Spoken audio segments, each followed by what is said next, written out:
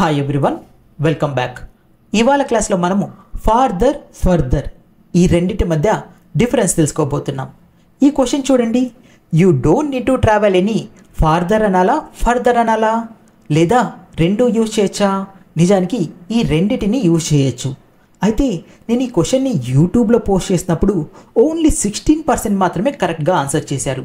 ఎందుకంటే చాలామంది ఫార్దర్ ఎప్పుడు యూజ్ చేయాలి, ఫర్దర్ ఎప్పుడు యూజ్ చేయాలి అనేది తెలుసుకోలేకపోతారు, కన్ఫ్యూజ్ అవుతూ ఉంటారు. ఇవాళ క్లాస్లో నేను మీకు ఆ కన్ఫ్యూజన్ని దూరం చేస్తాను. చూడండి, ఫార్ అనేది జనరల్గా ఒక అడ్జెక్టివ్, ఓకేనా? ఫార్ అంటే దూరంగా, ఫార్దర్ అంటే మరింత దూరంగా, కంపారిటివ్ డిగ్రీ, సూపర్లేటివ్ డిగ్రీ వచ్చేసరికి ఫార్దెస్ట్, అత్యంత దూరంగా. అయితే ఎప్పుడైతే మనం ఫిజికల్ డిస్టెన్స్ గురించి మాట్లాడుకుంటూ ఉంటామో అప్పుడు మాత్రమే మనం ఫార్దర్, ఫార్దెస్ట్ గురించి చెప్పుకుంటాం. అయితే ఫార్దర్, ఫార్దెస్ట్ అనేది కేవలం అడ్జెక్టివ్ కాదు, అడ్వర్బ్ కూడా. ఇది ఒక ఇర్రెగ్యులర్ అడ్వర్బ్. అంటే చూడండి, హీ ఈజ్ ఫాస్ట్ అంటాం.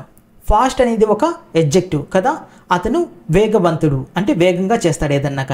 కానీ ఇదే అతను వేగంగా పనిచేసేది చెప్పినప్పుడు హీ రన్స్ ఫాస్ట్ అంటాం. మామూలుగా ఇదే ప్లేస్లో నేను స్లో అని పెట్టాను అనుకోండి, హీ ఈజ్ స్లో, అతను నిదానవంతుడు కదా, హీ ఈజ్ స్లో. కానీ హీ రన్స్ స్లో అనం, హీ రన్స్ స్లోలీ అంటాం.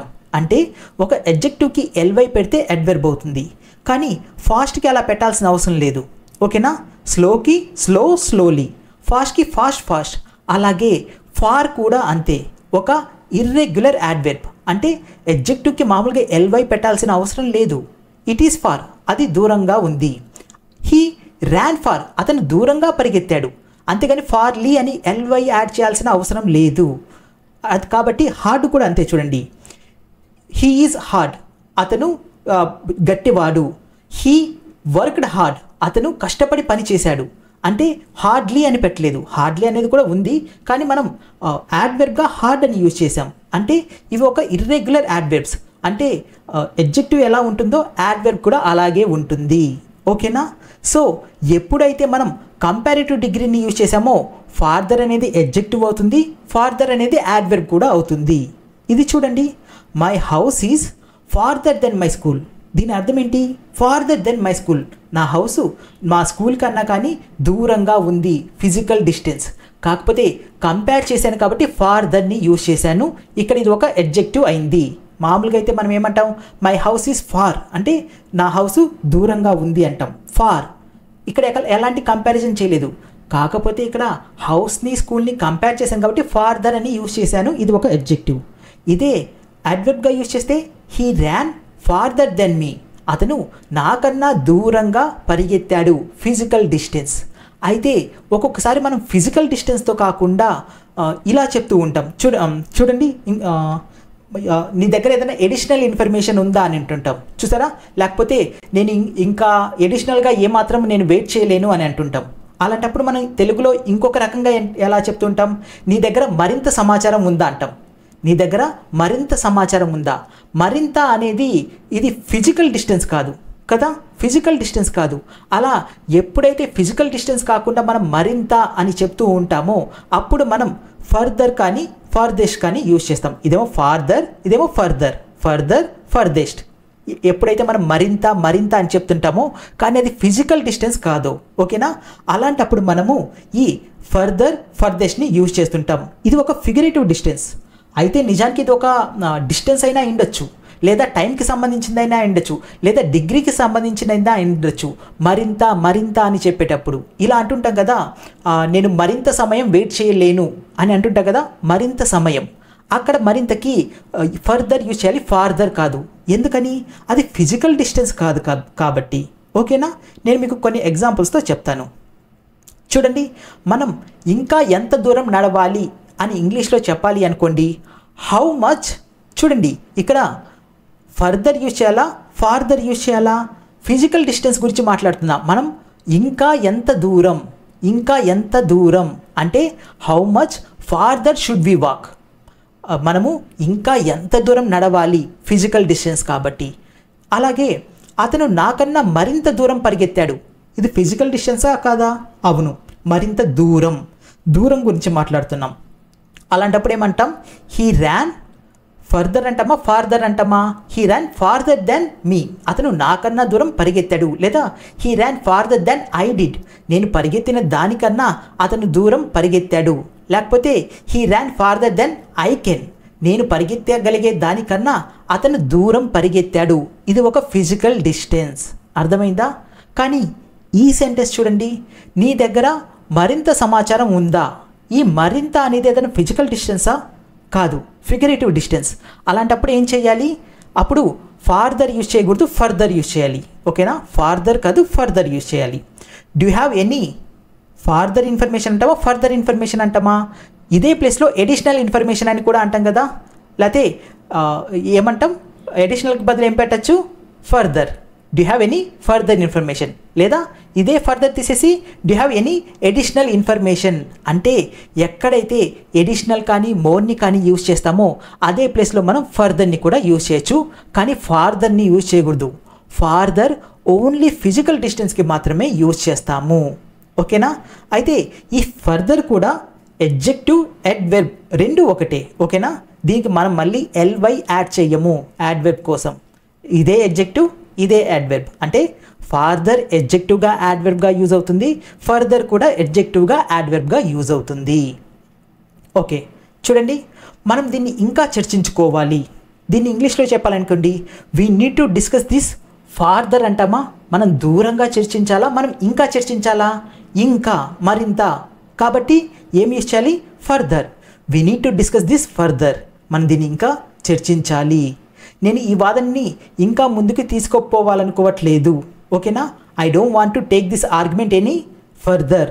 అంటే ఇంకా ముందుకు తీసుకెళ్ళాలనుకోవట్లేదు, అంతేగాని ఫార్దర్ కాదు.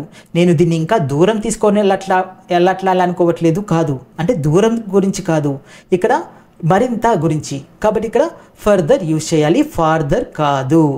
చూడండి, మీరు నా టెలిగ్రామ్ వాట్సాప్ గ్రూప్ జాయిన్ అవ్వకపోతే లింక్ డిస్క్రిప్షన్లో ఇచ్చాను, కంపల్సరీగా జాయిన్ అవ్వండి. ఓకే, చూడండి, నువ్వు మరింత దూరం ప్రయాణించాల్సిన అవసరం లేదు. దీన్ని ఇంగ్లీష్లో ఎలా చెప్తాం? You don't need to travel any, మరింత దూరం అన్నా అంటే ఫిజికల్ డిస్టెన్స్. కాబట్టి ఏం యూజ్ చేస్తాం? Farther. You don't need to travel any farther అంటే నువ్వు మరింత దూరం ప్రయాణించాల్సిన అవసరం లేదు అని. ఎందుకని ఫార్దర్ యూజ్ చేశాను, ఎందుకని ఫార్ యూజ్ చేయలేదు చెప్పాను కదా. మన ఇంతకుముందు ప్రయాణం చేసిన దానికి దీనికి నేను కంపేర్ చేసి ఇంకా నువ్వు ఎడిషనల్గా ప్రయాణం చేయాల్సిన అవసరం లేదు అని అంటున్నాను. కాబట్టి ఫార్దర్ యూజ్ చేయాలి. ఓకేనా? సరే, ఇదే సెంటెన్స్ నేను ఇలా చెప్పాలనుకుంటున్నాను. అతను చాలాసార్లు చాలా చోట్లకి తిరిగాడు.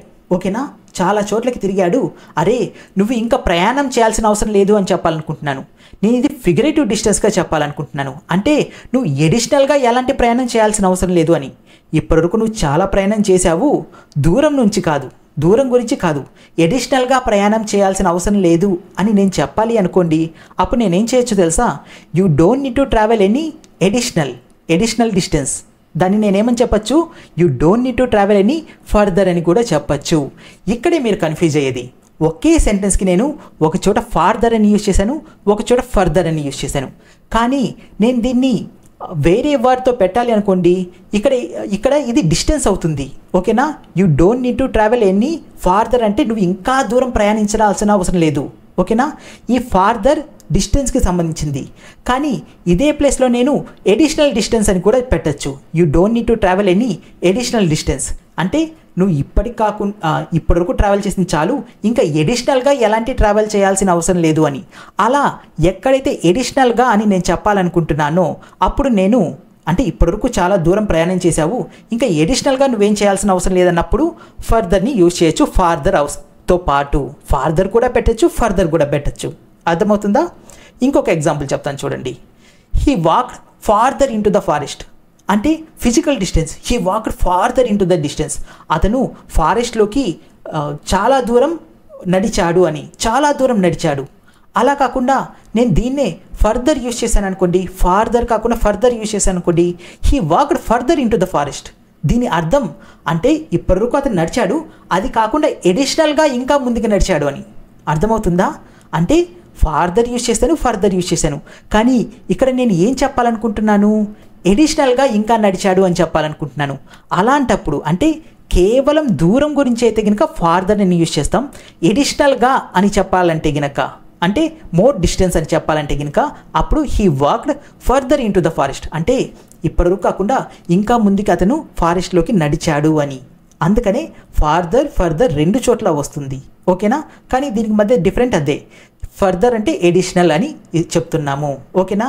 ఇలా అంటుంటాం కదా, he wants to study further, అంతేగాని he wants to study farther అంటుంటామా? అతను దూరంగా చదవాలా, అతను ఇంకా చదవాలా? ఇంకా చదవాలి కదా. కాబట్టి he wants to study further అనాలి, అంటే ఎడిషనల్గా ఇంకా చదవాలనుకుంటున్నాడు కాబట్టి. అలా ఎక్కడైతే ఎడిషనల్ లేదా మోర్ అని యూజ్ చేయాలో అక్కడ మనం ఫర్దర్ని కూడా యూజ్ చేయొచ్చు. కేవలం డిస్టెన్స్ అయితే కనుక ఫార్దర్ని యూజ్ చేయాలి. ఇంకొక ఎగ్జాంపుల్ చూడండి, you don't need to work any farther. దీని అర్థం ఏంటి? నువ్వు దూరంగా ఎక్కడో పని చేయాల్సిన అవసరం లేదు అని. కానీ you don't need to work any further అంటే నువ్వు ఎడిషనల్గా ఇంకా ఎలాంటి వర్క్ చేయాల్సిన అవసరం లేదని. You don't need to do any additional work. అర్థమైందా? ఇక్కడేమో నువ్వు దూరంగా పని చేయాల్సిన అవసరం లేదు, ఇక్కడేమో నువ్వు ఎడిషనల్గా పని చేయాల్సిన అవసరం లేదు. ఇదేమో ఫిజికల్ డిస్టెన్స్, ఇది ఫిగరేటివ్ డిస్టెన్స్. ఫిజికల్ డిస్టెన్స్ కాదు, ఇప్పటివరకు నువ్వు పని చేసిన చాలు, ఇంకా ఎడిషనల్గా నువ్వు ఎలాంటి పని చేయాల్సిన అవసరం లేదు అనడానికి you don't need to work any further. ఓకేనా? ఇప్పటివరకు చేసిన చాలు, నువ్వు ఇంకా ముందు పని చేయాల్సిన అవసరం లేదు. కానీ you don't need to work any farther అంటే నువ్వు ఎక్కడో దూరంగా పని చేయాల్సిన అవసరం లేదు, ఫిజికల్ డిస్టెన్స్. అర్థమవుతుందా? ఓకే, ఇంకొన్ని ఎగ్జాంపుల్స్ చూద్దాం. My house is a little farther from my school, అంటే నా ఇల్లు నా స్కూల్ నుంచి కొంచెం దూరంగా ఉంది. ఫార్దర్ కరెక్టేనా? ఫర్దర్ యూజ్ చేయాలా? ఫార్దర్ కరెక్టే, ఫిజికల్ డిస్టెన్స్ కాబట్టి ఫార్దర్ కరెక్టే. అయితే ఈ సెంటెన్స్ చూడండి, we need to discuss this farther. దీన్ని మనం దూరంగా డిస్కస్ చేయాలనుకుంటున్నామా, దీన్ని మనం ఇంకా డిస్కస్ చేయాలనుకుంటున్నామా? ఇంకా అంటే ఎడిషనల్గా. ఎక్కడైతే ఎడిషనల్గా అని చెప్తున్నామో అక్కడ ఏం యూజ్ చేయొచ్చు?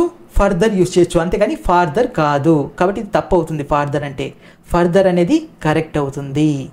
చూడండి, do you have any farther questions?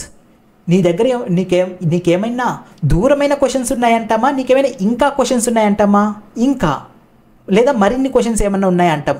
కాబట్టి ఫార్దర్ అనేది తప్పు అవుతుంది. ఫార్దర్ ఫిజికల్ డిస్టెన్స్, కాబట్టి ఏమనాలి? Do you have any further questions? నీ దగ్గర ఇంకా ఏమన్నా ఫర్దర్ క్వశ్చన్స్ ఉన్నాయా, మరింత క్వశ్చన్స్ ఏమన్నా ఉన్నాయా నీకు అని. We walked as further as the river before resting. Before resting అంటే రెస్ట్ తీసుకునే ముందు. వి వాక్డ్ యాజ్ ఫర్దర్ అంటే మేము ఎడిషనల్గా రివర్ ఎంత దూరం అయితే వెళ్ళిందో అంత దూరం మేము వాక్ చేసాము ఎడిషనల్గా అంటున్నామా, లేదా అంత దూరం ఫిజికల్గా వాక్ చేసాము అని చెప్పాలనుకుంటున్నానా? ఫిజికల్గా. ఎప్పుడైతే నేను ఫిజికల్గా వాక్ చేశాను అని చెప్పాలనుకుంటున్నానో ఫర్దర్ కాదు, ఫర్దర్ కేవలం ఎడిషనల్ అని చెప్పడానికి మాత్రమే. కాబట్టి ఇక్కడ ఏం చెప్పాలి? We walked as farther as the river before resting, అంటే రివర్ ఎంతైతే దూరం ఉందో అంత దూరం మేము వాక్ చేసాము. ఎప్పుడు? బిఫోర్ రెస్టింగ్, రెస్ట్ తీసుకునే ముందు అని దీని అర్థం. సో ఇలాగా ఎక్కడైతే మనం ఫిజికల్ డిస్టెన్స్ యూజ్ చేస్తామో ఫార్దర్ యూజ్ చేయండి. ఎక్కడైతే ఫిగరేటివ్ డిస్టెన్స్, అది డిస్టెన్స్ అయినా సరే, టైం అయినా కానీ, డిగ్రీ అయినా కానీ, దేన్నైనా కానీ ఫర్దర్ని యూజ్ చేయండి. ఈ వీడియో మీకు నచ్చితే లైక్ చేయడం, షేర్ చేయడం, సబ్స్క్రైబ్ చేయడం మాత్రం మర్చిపోకండి. Thank you.